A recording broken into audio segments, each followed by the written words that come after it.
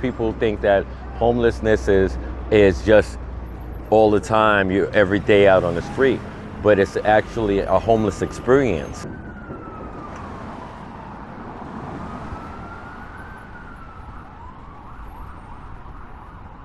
Because you might be on the street for a month or a couple of days, and then a friend might let you sleep on the sofa, and then maybe for 1 month you went to your aunt's house, and you got there until your uncle came back and he wanted his room, so you had to leave. So that's what homelessness is to me, and I understood that, and that's why for many years not being stable or not having stable employment or having emotional situations, things that cause you to just not be, totally there where you need to be, maybe losing a job or getting divorced. And this is some of the things that personally caused me to be in a homeless cycle.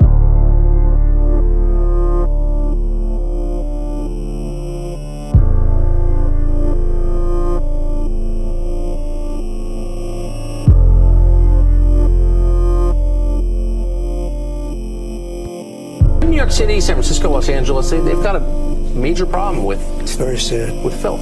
Very sad. Why is that?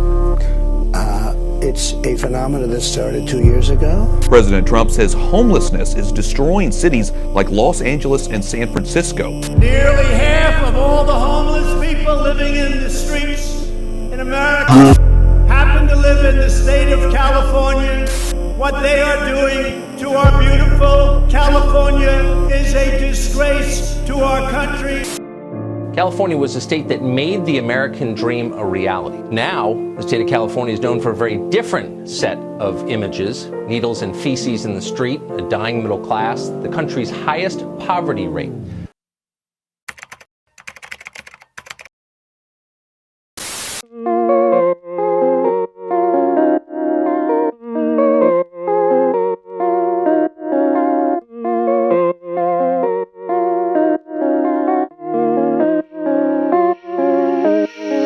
In 2016, I started volunteering at a local nonprofit in Santa Monica.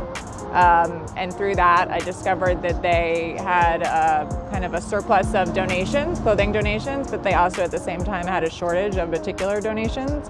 And then I started talking to a couple other local nonprofits and found out that they had similar issues. So initially, I just started by redistributing clothing, not really with the idea of doing much more than that. And then as I continued to do that, I kind of realized that I should be doing more than just redistributing. So I came up with the idea of eventually getting out on the street and providing the surplus of what we had redistributed to people experiencing homelessness.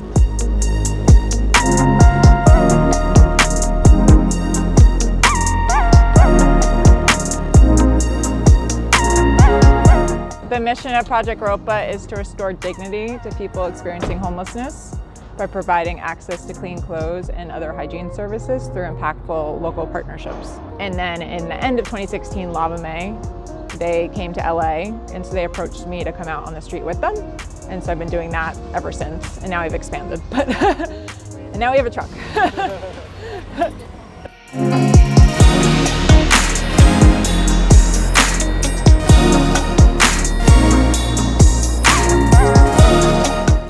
X is, we pivoted our mission when we started in 2015 was to deliver showers to our unhoused guests on the street and change the mindset surrounding houselessness.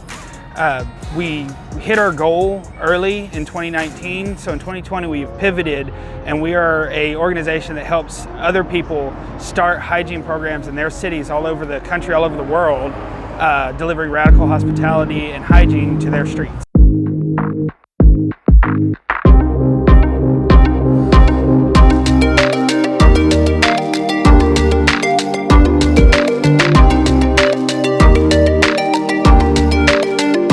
People kind of judge you immediately just based on your hygiene, so based on how you look, and obviously, if you don't have access to showers or clothing, that affects a whole, bunch of other issues, related to housing and, jobs and stuff that kind of trickles down.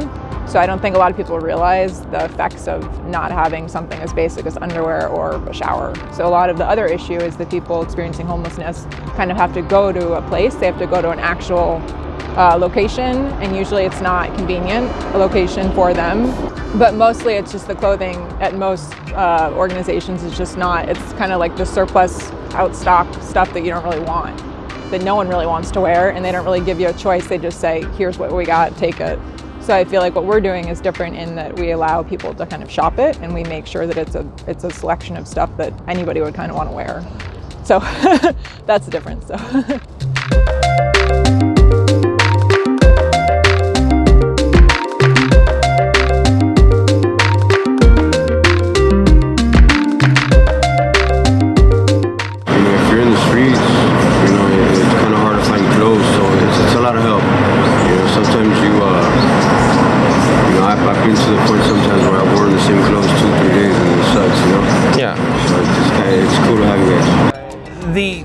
The main thing we provide is a safe place where people can shower and have dignity. That's the first thing that kind of gets stolen from you on the street. You have no privacy, you have no peace, and your dignity is drained away. And we're all about helping people find their dignity again through radical hospitality. And radical hospitality is the way we treat all of our guests.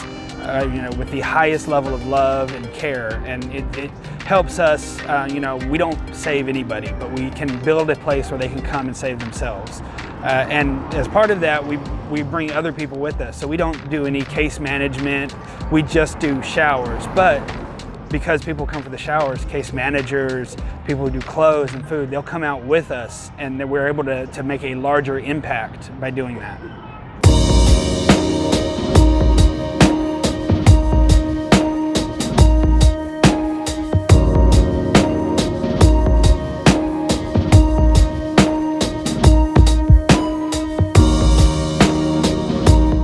These groups are, even though they're separate groups, that they all have different things that they can help. One might have this, one might have that, one might have that, but together it's a very powerful thing. Just like these are two different groups. Project Ropa is different than Lava May, but together they collaborate, and that's what people are doing now.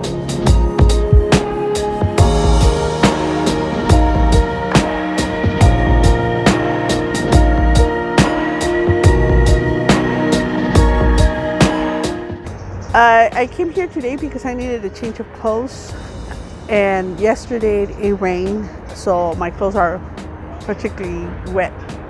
She provided me with some pants. She provided me with some shirt, socks, the t-shirt, and also as well a sweater.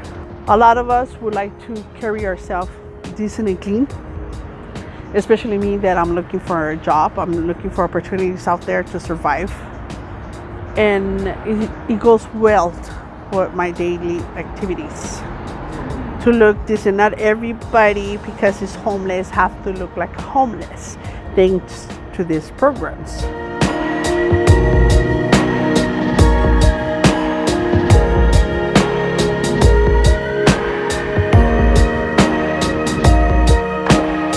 I think there's a lot of issues that kind of cause someone to become homeless. Obviously mental health is an issue, but I think people overlook a lot of other issues, such as, kind of if you don't have a support system. So maybe it means that, your mother got sick, or, you're paycheck to paycheck, and then the rent got increased by $50 or whatever that is. It's something so small that can kind of have a domino effect. And so you end up homeless, and it's kind of, once you are homeless, I think you're discriminated against, and it's super hard to get out of for a whole multitude of reasons, but yeah.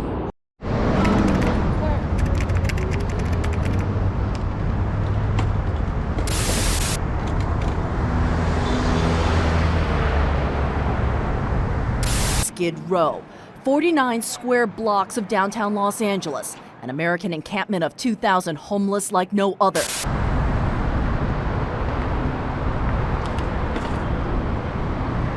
Drug dealers working in the open. The effect on users, stark.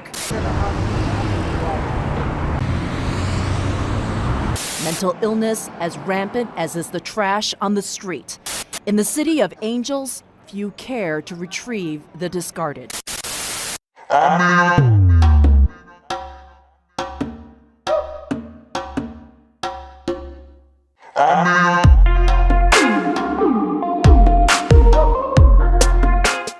I think we have a different tier, I call them tiers.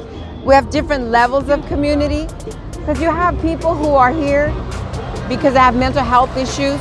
You have other people here who have physical issues. You have other people here who have drug addiction issues. Other people here who are just here to do business, and other people who are passing through. And then you have the merchants who come in and do their business between business hours. So full of aggression. That what we have mostly here on Skid Row is a community of people that have been here for a long time. Some of them have moved into some of the housing, and some of them are still on the street. It's a cycle of hopelessness for a lot of people. I think the drugs are just a Band-Aid. It's not the real issue. So when you have nothing to look forward to, you have a sense of community. At least the people here respect each other because they know that you might need them. Even the police. We respect the police because we know in a bind, they're going to protect us too. Just like we're going to protect them.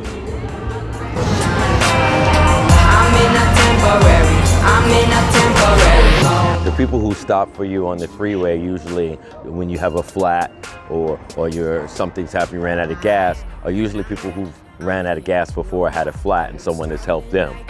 And I found that is the best people you're gonna get help from. It's people who, either they have family or friends who's been homeless, or they've been homeless themselves and they rise up above it, and they're able to help other people. So that's another thing that I'm finding is happening too.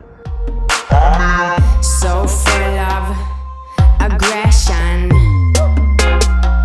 So full of aggression. Not paying attention. You got me losing connection.